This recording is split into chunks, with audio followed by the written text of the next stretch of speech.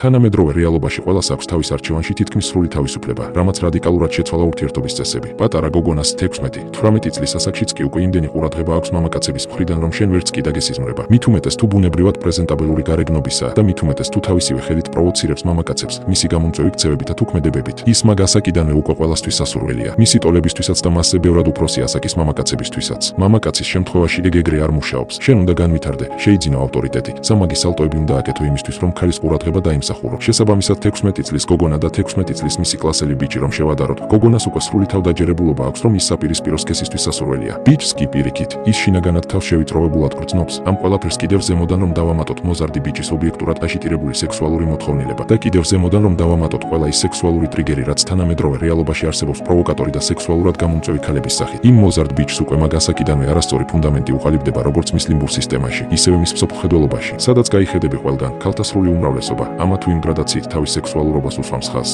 შედეგად ვიღებთ მამაკაცს, რომელსაც საკუთარ თავზე არაკორექტული წარმოდგენები აქვს, რომელიც შინაგანად თავს დაჩაგრულად გრძნობს. ეს არის მთავარი მიზეზი, რის გამოც სრული უმრავლესობა ქალებთან არის წარუმატებელი. ან საერთოდ ვერ იწყებს ურთიერთობას, ან შემთხვევით იწყებს იმ ქალთან, რომელიც აქეთაც გამოიჩენს ინტერესს და დიდწილად პოზიციების დათმობის ხარჯზე იწყებს. ყველანაირ დათმობაზე არის წამსვლელი. ოღონდაც ამანაც არ უთხრას უარი. იმიტომ რომ მას უბრალოდ ქალის წყურია და რეალური ურთიერთობისთვის არც არის მზად. ყველაზე სამწუხარო კი ის არის, რომ თანამედროვე რეალობაში პლუს მინუს ასე იქნება ოჯახები, რაც საბოლოოდ კრახით სრულდება.